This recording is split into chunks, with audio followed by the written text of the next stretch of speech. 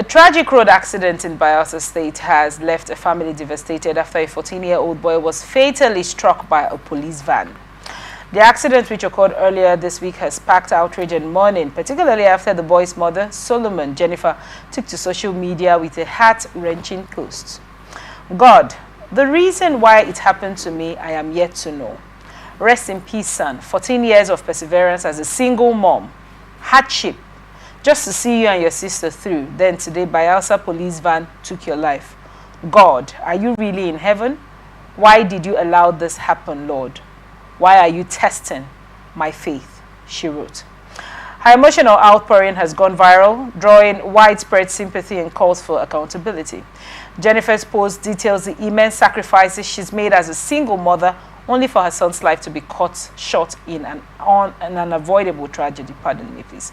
At the time of this report, Bayelsa State Police Command has yet to issue an official statement on the incident, but public pressure continues to mount for an investigation into the circumstances leading to the boy's death. Citizens and human rights groups are demanding that the officers involved be identified and that proper measures be taken to prevent future occurrences. Meanwhile, friends and strangers alike continue to send condolences to Jennifer and her family as they navigate their grief. May the young soul rest in peace, and may justice indeed be served. Mr. Krika, I mean, this is a rather sad one. We've had a series of reckless, avoidable deaths happen through the scope of 2025, and very much worse this month. What are your thoughts on this report? Well, it's a resounding cry. It's a pity for the lost. But on the second hand, I'm envisaging for one thing. Okay. That the Nigerian police should fully be reorientated. In the sense that I believe in the Nigerian police force, they have what they call coursework. Normally go for course, how to improve on their ability. But I think, to the best of my knowledge, I think maybe that has stopped. Because the rates at which they are fully involved into crimes recently and times is unbecoming. I believe the IG of police should put they should not be. Nigerian police should be equipped. They are in for to protect lives and properties. And if lives and properties are not being protected by them, and they are now going the other way around, the opposite of what they're meant to do, then is a sin for its second thought.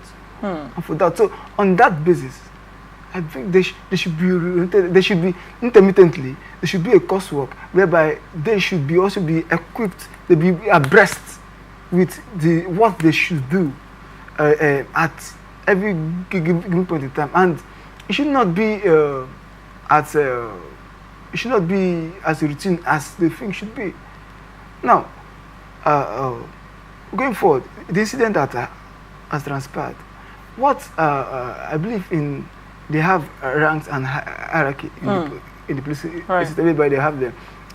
They have inspector, they have sergeants, they have corporal and the rest. So who is really checkmating them amongst them? Don't they have the DPO, the IPO? All those persons they should be concerned about what happens with their men and others. They should have this in mind that the world. They see the world and Nigerians see them as people that should protect lives and property. You think they're not aware of that responsibility? You think they are not aware that it is their responsibility? Now, before we delegate rights and wrongs as regards responsibility of police, I want to gather your thoughts on one other situation that's come to mind since we are discussing this just now. Remember back in the day when you were traveling via Agofore buses or one of all these big brands, big companies, logistic companies, you find out that they would say, report a driver anonymously if the driver is speeding, if the driver is doing stuff which helps to keep that business sustained for a longer period, because people would say the driver was driving too fast, or the driver was driving too slow, or the driver was stopping halfway. You have seen the way security personnel drive on the road. Right. The speeding, the blaring of siren when it's not an emergency. All of this, you know, put into perspective. Now, do you think that if we had a scope where, as a people, if you go to a police station to report a policeman, for example, do you think you'll be taken seriously to say, excuse me, I saw a police vehicle speeding? Even if you go ahead and say, it almost hits me. It's not a practical situation, but just looking at the scope of things, you might hear something like, but it did not hit you now. Right. What can be done so we have better occurrences from this case that has happened to this poor woman? It is difficult for a family where there is a father, a mother, and a child to train a child. It is a lot of work. If you look at the Nigerian state, cost of living is high. The cost of living is so high. The tuition for a child is so expensive. Children don't care if you have money now. If children are hungry, they're actually hungry to eat now. It's not a matter of let's wait till 1 month time, or your account balance doesn't reflect the hunger in your child's stomach, basically. Now, this lady has taken this time and this effort to mold the child 14 years, then this happens. How do you think, what systemic changes do you think can come into, you know, the practice with our security officials, where we as, you know, citizens can report without getting the end of the bunt? After even a situation whereby someone, maybe someone slum, or someone is maybe at you saw an emergency where someone is dead, there's a fear that in cause of that occurs for some persons to even report to the Nigerian police, because reporting to them, they see you as a suspect. You will also be apprehended, and maybe now they will now say, they will now call for bail. Some persons in Nigeria, they feel, I am against that cliche of which the Nigerian police use, that bail is free. We are all Nigerians. We should not hide behind the bars. We should not lie against ourselves. Bail in Nigeria is not free. So until when bail in Nigeria is free, when I mean free, F-R-E-E, when bail is free, then we can have good scenarios like this, whereby you can conveniently go and report a case, and you will not be termed a criminal. You will not be seen as a suspect at that point until when the law finds you what's guilty. That's when we can report such cases. Even at the case whereby you are heated, they will also give you a charge.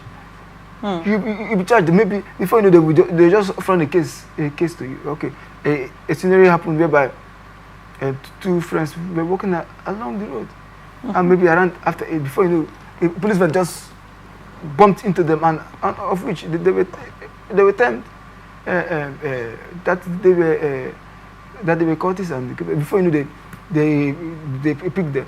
Going forward, before they know, next thing their phone was being collected. They stole phones. So many allegations were being issued on them. And at that point, before you know, they were bad. Before they say, the next thing that came from them, say, call your people. Before they start calling, making calls and for bail. So let the IG of police come to the rescue of the citizens by putting that bail should be automatically free. And Nigerian police also, their uniform should not, they should be, give them uniform without pockets. And also, they should also tell them that this, now, that's on one part. And the other part of the reckless usage of sirens is so appalling.